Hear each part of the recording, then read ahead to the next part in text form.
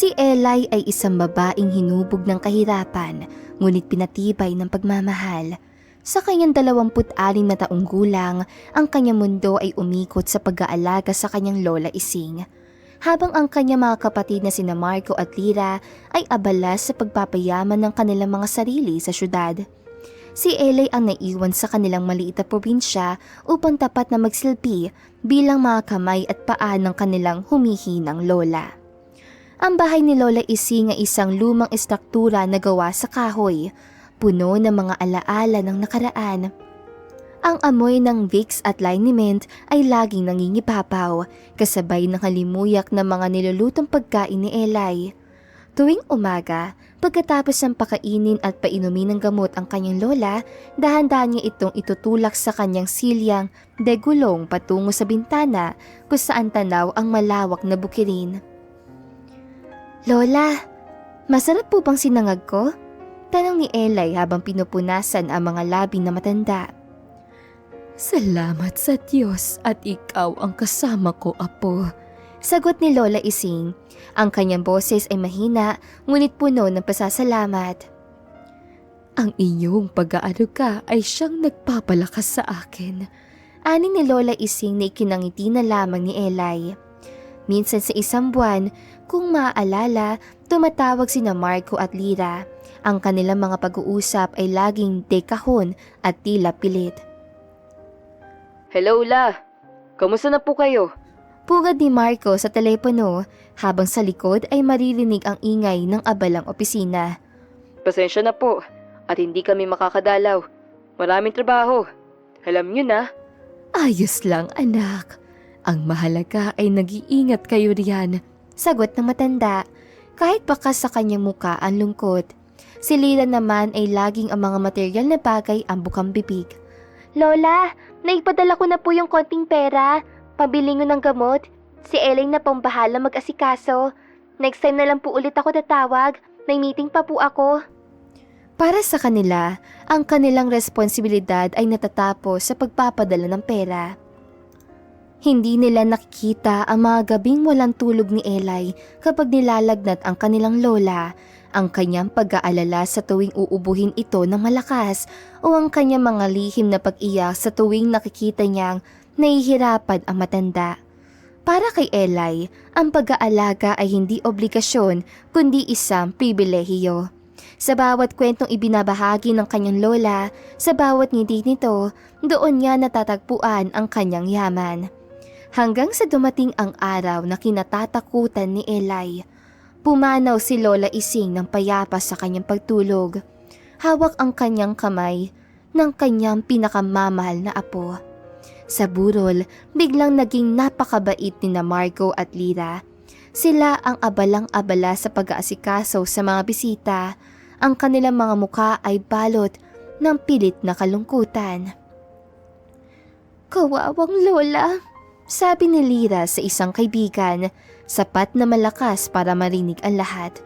"Mabuti na lang at nandyan kami para sa kanya hanggang sa huli." Narinig ito ni Eli at tahimik na lamang siyang napailing. Isang linggo pagkatapos ng libing, ipinatawag silang tatlo ng abogado ng kanilang lola para sa pagbabasa ng huling habilin. Ang tensyon sa silid ay halos mahahawakan sa kapal. Si Marco ay hindi mapakali sa kanyang upuan habang si Lyra ay abala sa pagkalkula sa kanyang isipan. Si Eli ay nakaupo lamang ng tahimik, yakap ang isang lumang alampay ng kanyang lola. Sinimulan ng abogado ang pagbasa.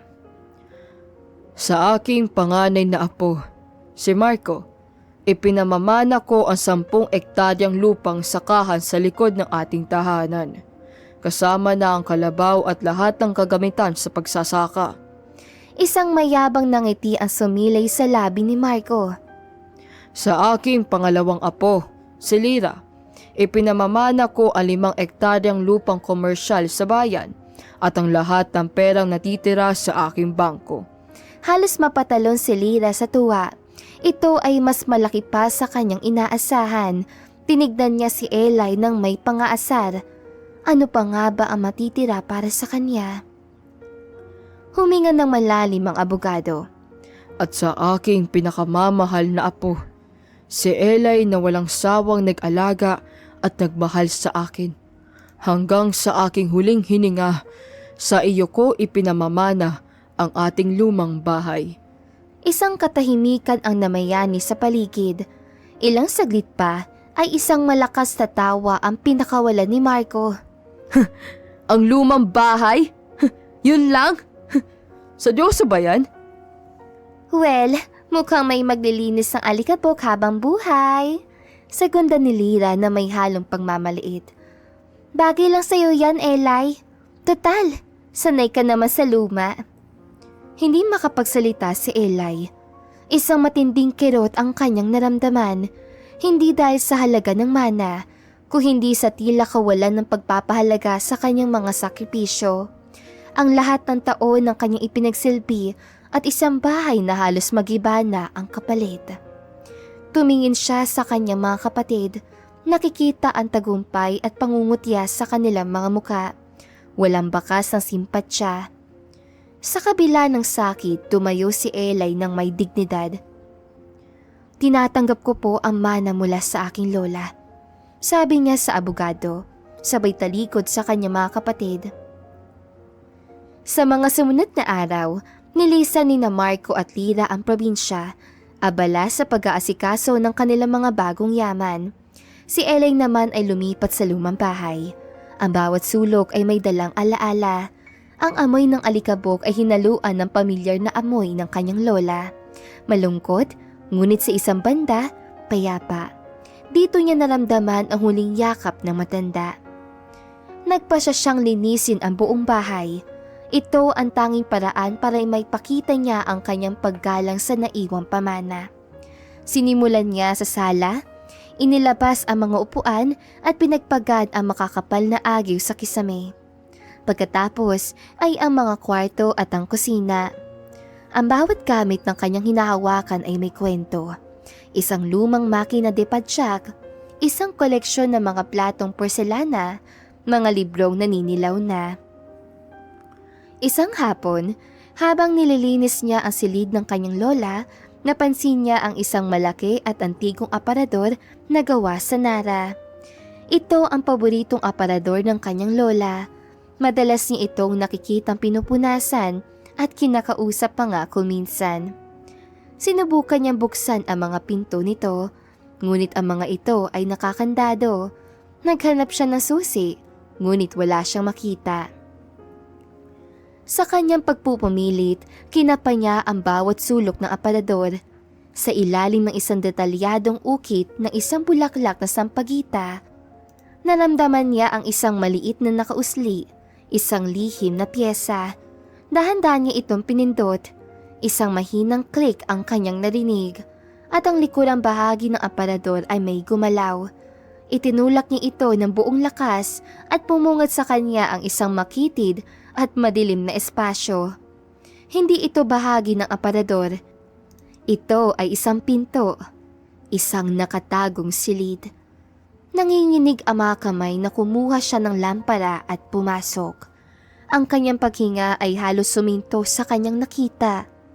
Ang silid ay hindi malaki, ngunit ito ay puno. Puno ng mga bagay na tila nagmula sa ibang panahon. Isang eleganteng tokador na may salamin na gawa sa pilak.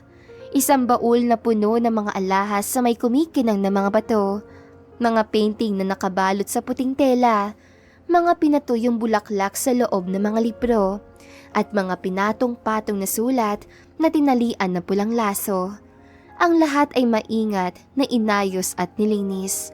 Tila ba may naghihintay na muling matuklasan. Sa ibabaw ng isang maliit na mesa, may isang sobre na may pangalan niya. Para sa aking pinakamamahal na Eli. Nanginginig ang mga kamay na binuksan niya ito. Ito ang sulat kamay ng kanyang lola Ising. Mahal kong Eli, kung binabasa mo ito, ibig sabihin ay natagpuan mo na ang aking munting sikreto. Patawarin mo ako kung ang naiwan ko sa iyo sa harap ng lahat ay ang lumang bahay lamang. Alam ko ang iniisip ng inyong mga kapatid. Alam kong nasaktan ka.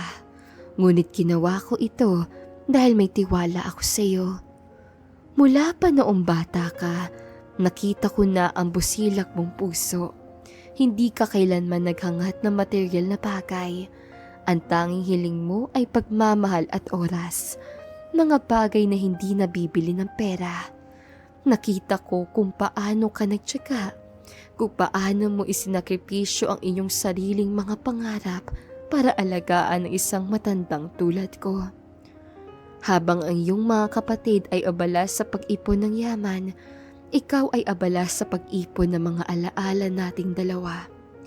Iyon, aking apo, ang tunay na kayamanan. Ang lahat ng bagay na nakikita mo sa silid na ito ay ang tunay kong mana para sa iyo. Mga antigong gamit na minana ko pa sa aking mga ninuno. Itinago ko ang mga ito dahil alam kong sa iyong mga kamay, hindi lamang ang presyo nito ang makikita mo, kung hindi pati na rin ang kwento at pagmamahal na nakapaloob sa bawat isa. Alam kong ikaw lamang ang mag-iingat dito, hindi dahil sa halaga, kundi dahil sa pagpapahalaga. Gamitin mo ito para sa iyong sarili. Magsimula ka ng bagong buhay. Tuparin mo ang iyong mga pangarap. Karapat-dapat ka sa lahat ng kaligayahan sa mundo. Huwag kang mag-alala sa akin. Masaya na ako ngayon. At lagi mong tatandaan, ang pag-ibig na ipinakita mo sa akin ay mas mahalaga pa sa lahat ng ginto sa mundo. Nagmamahal, Lola Ising. Humagulhol si Eli habang yakap ang sulat. Hindi ito luha ng kalungkutan, kung hindi luha ng labis sa pasasalamat at pag-unawa.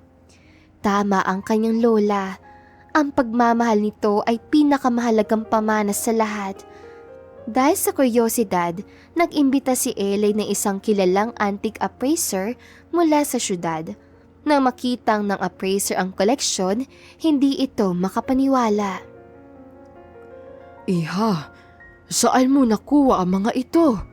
Manghang tanong ng matandang lalaki. Ito ay isang mariposa dresser mula pa noong 1890s. Napakabihira nito. Ang mga alahas na ito ay gawa pa ng mga kilalang platero noong panahon ng Kastila. Ang mga painting, gawa ng isang maestro. Isa-isang sinuri ng appraiser ang mga gamit. Bawat isa ay may nakakagulat na halaga. Nang matapos siya, umupo siya at tinignan si Eli. Iha, ang koleksyon na ito, ang kabuang halaga nito ay aabot sa daan-daang milyon. Isa kang napakayamang babae. Parang nabingis si Eli. Daan-daang milyon? Halos hindi siya makahinga. Ang lahat ng ito ay para sa kanya. Ang balita tungkol sa biglaang pagyaman ni Eli ay mabilis sa kumalat. Hindi nagtagal, dumating sina Marco at Lyra sakay ng kanilang magagarang sasakyan. Ang kanilang mga muka ay hindi na mayabang, kung hindi balot ng pilit ng ngiti at pagkukunwaring kabaitan. Eli, kapatid ko! Salubong ni Marco na may dalang basket ng prutas. Nabalitaan namin na swerte mo. Alam mo, sa simula pa lang, alam ko nang may espesyal sa bahay na yan. Oo nga, Eli, sabi ni Lyra. Pasensya ka na sa mga nasabi namin noon. Alam mo naman, nabigla lang kami. Pamilya pa rin tayo, di ba? Dapat nagtutulungan tayo. Baka naman, pwede mo kaming pautangin para sa bago naming negosyo. Tinignan sila ni Eli ng may kahinahunan. Wala nang sakit, wala nang galit, tanging awa at pag-unawa na lamang ang naroon. Marco, Lyra, simula niya. Ang tunay na pamana ni Lola ay hindi ang mga antigong gamit na ito. Ang tunay niyang pamana ay ang mga aral na itinuro niya sa atin tungkol sa pagmamahal at pagpapahalaga. Isang aral na tila kinalimutan ninyo. Hindi ako magbibigay ng pera para sa luho niyo, pagpapatuloy niya. Ngunit kung darating ang araw na tunay na nangangailangan kayo para sa pagkain o sa kalusugan, Bukas ang aking palad dahil pamilya pa rin tayo. At iyon ang gusto ni Lola. Natigilan ang magkapatid. Sa kauna-unahang pagkakataon, nakita nila ang lakas at talino sa likod na simpleng muka ni Eli. Ramdam ni Eli na napahiya ang kanyang mga kapatid. Ginamit ni Eli ang pera para ipaayos ang lumang bahay para ibalik ito sa dati nitong kalilagan. Nagtayo siya ng isang foundation sa pangalan ni Lola Ising, isang pundasyon na tumutulong sa mga matatandang walang nag-aaruga. Ang mga pinakamahalagang antigong gamit ay inilagay niya sa isang espesyal na silid sa bahay, isang munting museo ng pagmamahal. Isang hapon, habang nakaupo siya sa beranda ng kanyang magandang bahay, tinitignan ang paglubog ng araw, naramdaman niya ang isang pamilyar na kapayapaan. Napangiti siya. Natagpuan niya ang kanyang yaman hindi sa loob na nakakatagong silid, kundi sa kanyang sariling puso. Ang lumang bahay ay hindi lamang isang mana. Ito ay isang paalala na ang tunay na kayamanan ay hindi nasusukat ng pera, kundi ng pag-ibig na kayang tumagal at maghintay, kahit pa sa likod ng isang lihim na pinto. At dito na nga po nagtatapos sa magandang istoryang ito. Maraming salamat mga kakwentuhan! Huwag niyong kalimutan mag-like at subscribe at pindutin na rin ang notification bell para lagi kayong updated sa ating kwentuhan. Hanggang sa muli, paalam!